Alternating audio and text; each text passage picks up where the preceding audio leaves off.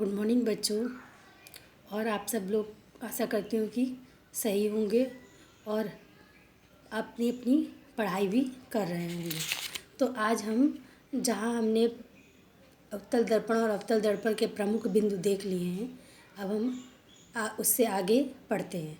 तो आज हमें पढ़ना है कि दर्पण का उपयोग जब हम करते हैं तो दर्पण का उपयोग घरों पर रोज़ होता है, पर वो क्या होता है, समतल दर्पण। और उसका प्रयोग क्यों करते हैं? प्रतिदिन हम अपना चेहरा देखने के लिए। किंतु अगर वो उत्तल दर्पण और अवतल दर्पण हो तो केवल हम चेहरा देखने के लिए ही नहीं करते, अन्य चीज़ों में भी उसका उपयोग किया जाता है। तो आज हम अवतल दर्पण या उत्तल दर्पण के सामने रखी वस्तु का प्रतिबिंब किस प्रकार बनता है और कब उसको हम धनात्मक लेंगे, कब ऋणात्मक लेंगे, उसका जो प्रतिबिंब है वो कब बड़ा बनेगा, कब छोटा बनेगा, उसके अनुसार उसका चिन्ह परिपाटी पढ़ेंगे। तो चिन्ह परिपाटी क्या है देख लीजिए आप लोग। चिन्ह परिपाटी जिस तरह से हम लोग गणित में कार्तीय तल पढ़ते हैं, जिसमें हम एक्स अक्ष और वाई अक्ष लेते हैं, उसी प्रकार दर्पण में भी एक चिन्ह परिपाटी होती है। दर्पण में किस प्रकार की चिन्ह परिपाटी होती है? ये हमने एक यहाँ दर्पण बना रखा है, पर मैंने यहाँ पर कोई पॉलिश नहीं कर रखी किसी और। मतलब अगर देखा जाए तो ये अवतल दर्पण और उत्तल दर्पण दोनों का वर्क कर रहा है। तो हम यहाँ पर देखते हैं सबसे पहले कि कब इसको धनात्मक लेंगे और कब ऋणात्मक लेंगे। अगर मैंने देखा कि ये आपतित किरण की दिशा बना रखी मैंने, ये किस ओर है, एक तरह से धसे हुए भाग पर पड़ रही है, अर्थात ये अवतल दर्पण का काम कर रहा है। अवतल दर्पण का काम कर रहा है और इसकी दिशा है, इसकी दिशा में प्रकाश को डाला जा रहा है। तो इस दिशा में क्या होता है, जब आपतित प्रकाश हमेशा ही वस्तु किधर रखी जाती है, आपतित प्रकाश की ओर, और आपतित प्रकाश की ओर रखी जाती है, तो ये हमेशा याद रखिएगा कि वस्तु की स्थिति सदैव क्या रहेगी, धनात्मक। अर्थात हम वस्तु की दूरी जब भी ध्रुव P से लेंगे वो क्या लेंगे, धनात्मक। और अब आता है प्रतिबिंब। उसका प्रतिबिंब कहाँ बन रहा है? यदि आपतित प्रकाश की दिशा में ही प्रतिबिंब बन रहा है तब तो हम उसकी दूरी धनात्मक लेंगे। यदि प्रतिबिंब आपतित दिशा प्रकाश की विपरीत दिशा में बन रहा है, जैसा कि हम लोगों ने कल जो पढ़ा था कि उत्तल दर्पण में आपतित प्रकाश इस ओर था और उसकी जो काल्पनिक रेखा थी वो पॉलिश किए हुए भाग की ओर थी, अर्थात आपतित प्रकाश की विपरीत दिशा में प्रतिबिंब बना था। आज का चित्र देखते हैं। तो जब आपतित प्रकाश की विपरीत दिशा में दूरी ली जाती है तो वो हमेशा ऋणात्मक ली जाती है। यही प्रतिबिंब अगर आपतित प्रकाश की दिशा में बन जाता तो वो धनात्मक रहता। अब आता है, हम कभी भी जो किरण लेंगे वो क्या, एक सीधी रेखा में चलती है और एक बिंदु से निकलती हुई। पर यदि हम किसी वस्तु का जिसमें ऊंचाई लिए हुए उसका प्रतिबिंब बनाना है तब हम उसको कैसे लेंगे, धनात्मक या ऋणात्मक। तो ये जो हमने एक मुख्य अक्ष देखा है जो एक्स अक्ष की तरह है, ये होती है मुख्य अक्ष। कल हम लोग ने पढ़ा था मुख्य अक्ष कौन होता है, एक सीधी सरल काल्पनिक रेखा होती है। तो इस काल्पनिक रेखा पर ही हम वस्तु को हमेशा खड़ा मानते हैं जब भी हमें इसका प्रतिबिंब देखना होता है। तो ये वस्तु किधर खड़ी है, जिधर आपतित प्रकाश है उसकी ओर भी है और प्लस मुख्य अक्ष के ऊपर की ओर है। तो जब भी वस्तु मुख्य अक्ष के ऊपर रहेगी और हम दर्पण के सामने, तो उसकी कैसी लेंगे, उसकी ऊंचाई को हमेशा धनात्मक लेते हैं। और ये हमेशा ही धनात्मक क्यों ली जाती है, क्योंकि वस्तु सदैव परावर्तक पृष्ठ की ओर ही तो रखी जाएगी, तभी तो उससे आने वाली किरणें परावर्तित होंगी और हमें उसका प्रतिबिंब देंगी। अब आता है प्रतिबिंब की स्थिति। अब प्रतिबिंब जरूर नहीं है कि हमेशा सीधा ही बनेगा, प्रतिबिंब उल्टे भी बनते हैं। यह आप लोगों को मैंने पहली क्लास में एक चम्मच का उदाहरण लेके दिखाया था। आप लोग फिर से उसको देखिएगा। अगर उसको अपने चेहरे की ओर करके देखिएगा कि कौन सी दिशा पे, जब धंसे हुए भाग पर आप देखते हैं अपना चेहरा तो कैसा प्रतिबिंब बनता है, उल्टा या सीधा, अर्थात आपका चेहरा उल्टा बनता है या सीधा बनता है। और जब आप अपने चेहरे की ओर उसका उभरा हुआ हिस्सा करते हैं तब वो कैसा आपका प्रतिबिंब बनता है। चलिए वो आप अपने घर पे एक बार ये प्रयोग करके देख लीजिएगा। पर मैं आपको यहाँ पे ये बताती हूँ कि जब भी वस्तु उल्टी या मुख्य अक्ष के नीचे की ओर दिखेगी तो वो उसकी ऊंचाई हमेशा ही हम ऋणात्मक लेंगे। तो दोस्तों अब बच्चों तो ये हम लोगों का क्या था, चिन्ह परपाटी। इसके अनुसार हम वस्तु की दिशा के अनुसार उसका धनात्मक या ऋणात्मक लेते हैं दूरियों को, और ऊंचाई को धनात्मक या ऋणात्मक लेते हैं। तो हमने बात की प्रतिबिंब की। ये दर्पण का उपयोग प्रतिबिंब बनाने के लिए किया जाता है। तो आज हम प्रतिबिंब में भी दो स्थितियां देखते हैं। तो प्रतिबिंब क्या होता है, दो प्रकार के होते हैं। पहला है वास्तविक प्रतिबिंब। वास्तविक प्रतिबिंब कैसा होता है, सदैव उल्टा बनता है। वास्तविक प्रतिबिंब सदैव उल्टा मीन्स हमेशा क्या लेंगे इसको हम, ऋणात्मक। जब भी किसी दर्पण में हम यह कह दें कि इस दर्पण के सामने रखी वस्तु का प्रतिबिंब वास्तविक व उल्टा बन रहा है तो हमसे यह पूछा ये कैसा प्रतिबिंब है, तो बच्चों हमारा क्या जवाब होगा, वास्तविक प्रतिबिंब। या हम कहेंगे कि कैसा है, जो वस्तु है वो कैसी बन रही है, मुख्य अक्ष के, उसका जो ऊपरी सिरा है वो मुख्य अक्ष से दूर है।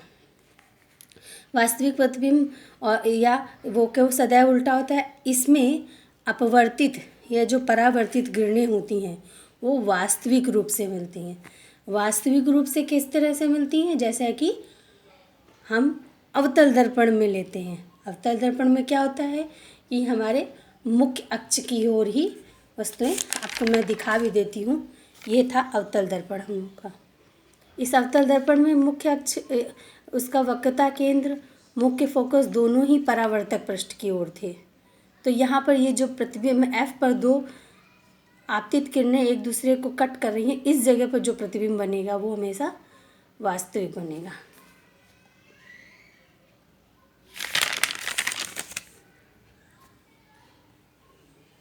अब आता है आभासी प्रतिबिंब की ओर।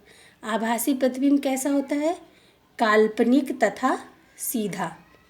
काल्पनिक तथा सीधा, इसमें क्या होता है, परावर्तित अथवा अपवर्तित किरणें आभासी रूप में मिलती हुई प्रतीत होती हैं। अर्थात उत्तल दर्पण में देखें तो आपतित किरण परावर्तित तो इस दिशा में हो रही हैं, किंतु जब हमने इनको पीछे की ओर काल्पनिक रूप से बढ़ाया तब वो दूसरी ओर मिलते हुए प्रतीत हुई। तो जब प्रतिबिंब बनता उसी जगह पर है जहाँ पे दो किरणें एक दूसरे को प्रतिच्छेदित करती हैं, और यहाँ पर प्रतिच्छेदित किधर कर रही हैं, दर्पण उत्तल है, परावर्तक पृष्ठ उसका उभरा हुआ हिस्सा है, पर जो उसका प्रतिबिंब बन रहा है वो पॉलिश वाले हिस्से की ओर बन रहा है। तो इस जगह पर कैसा होगा, इस जगह पर प्रतिबिंब आभासी होगा और सीधा होगा। तो कह सकते हैं कि उत्तल दर्पण में स्थिति हमेशा आभासी आती है या सीधे प्रतिबिंब बनेगा, और अवतल दर्पण के लिए वास्तविक व सीधा होता है। अगर आपने बच्चों ये चिन्ह परपाटी और प्रतिबिंब, इनकी स्थिति वो किस प्रकार का है, उसका नेचर कैसा है, वो वास्तविक है या आभासी है, इन दो स्थितियों को आपने अच्छे से समझ लिया तो आप इसके किरण आरेख बनाने में सक्षम हो सकते हैं। या जब भी मैं इसका किरण आरेख बनाना सिखाऊंगी उत्तल दर्पण और अवतल दर्पण की सहायता से, आपको एकदम क्लियर रहेगा। इसके पश्चात हम लोगों को पढ़ना रहेगा दर्पण समीकरण। दर्पण समीकरण क्या होता है, 1/f is equal to 1/u plus 1/v। या कह सकते हैं दर्पण समीकरण यू वी व एफ के मध्य के संबंध को कहते हैं। अब यहाँ पर एक प्रश्न उठता है, यू और वी क्या है? एफ से तो हम पूर्व में परिचित हैं। एफ क्या है? फोकस दूरी। अवतल दर्पण या उत्तल दर्पण कोई भी हो, एफ होता है मुख्य फोकस दूरी। अब आता है यू और वी क्या है? तो यू होती है सदैव वस्तु की दर्पण से दूरी,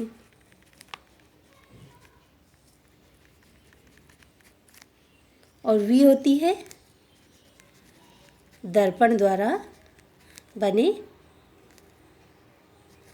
प्रतिबिंब की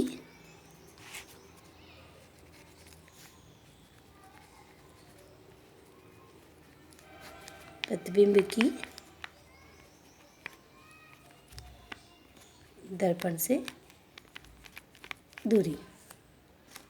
अब इन्हीं तीनों के मध्य हमें यह संबंध स्थापित करना है, किंतु हमें इनको बीच संबंध स्थापित करने से पहले और किरण आरेख बनाने से पहले हमें प्रतिबिंब बनने के लिए कौन कौन से नियम कह सकते हैं या सिद्धांतों का ध्यान में रखना होगा, उसकी ओर हम देखते हैं। तो प्रतिबिंब प्राप्त करने के जो नियम हैं वो इस प्रकार है। मैंने एक शब्द आप सबसे कहा, इनको हम क्या कह सकते हैं? किरण आरेख बनने के सिद्धांत।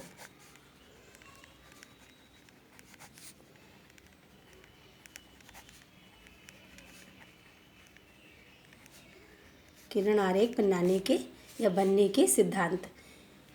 किरण आरेख कब बनता है? जब दो या दो से अधिक किरणें एक दूसरे को जिस बिंदु पर प्रतिच्छेद करती हैं उस जगह पर उसका प्रतिबिंब बनता है। तो हमें इन 4 सिद्धांतों या 4 नियमों को ध्यान में रखना होगा। पहला है, आप उत्तल दर्पण लें या अवतल दर्पण, दोनों ही केसेस में मुख्य अक्ष के समांतर आपतित किरण परावर्तन के पश्चात सदैव कहाँ से गुजरती है? फोकस से। आपको फिर से बता दूं, फोकस से गुजरती है। बस वही है कि उत्तल दर्पण में क्या लगता है हमें? फोकस से आती हुई प्रतीत होती है। सेकंड, वक्रता केंद्र से गुजरने वाली किरण परावर्तित होकर अपना मार्ग पुनः अनुरेखित करती है। मतलब वक्रता केंद्र से क्या होगा कि वो किरण ऐसा लगेगा कि बिल्कुल वहाँ से सीधे निकल गई है। आपको चित्र के माध्यम से बताती हूँ। ये हम लोग का दर्पण है।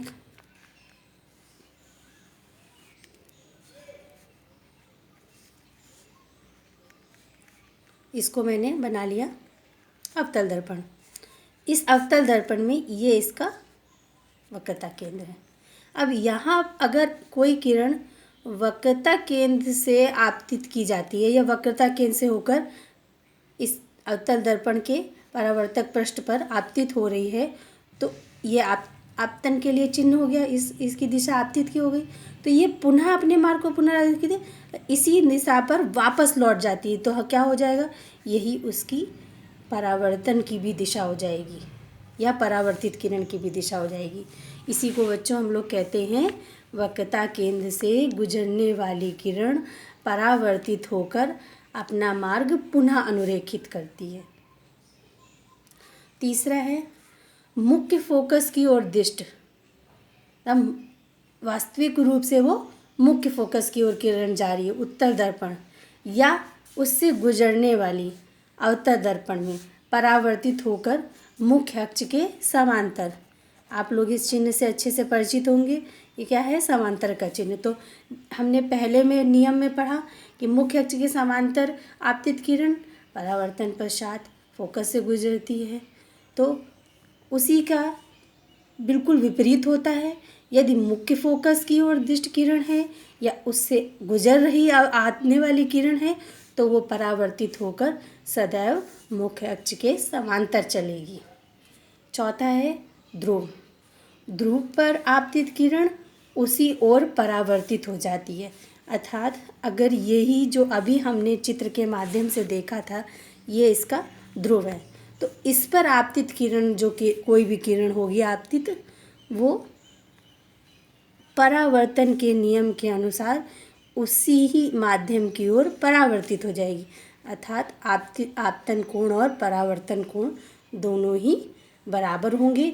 इसी माध्यम की ओर आपतित हुई थी और वापस पुनः उसी माध्यम की ओर परावर्तित हो गई। ये है आपके 4 प्रतिबिंब बनने के या किरण आरेख बनने के 4 नियम। तो बच्चों, आज यहाँ ही हम लोग की ये क्लास ख़त्म होती है। कल हम लोग दर्पण समीकरण पढ़ेंगे। धन्यवाद।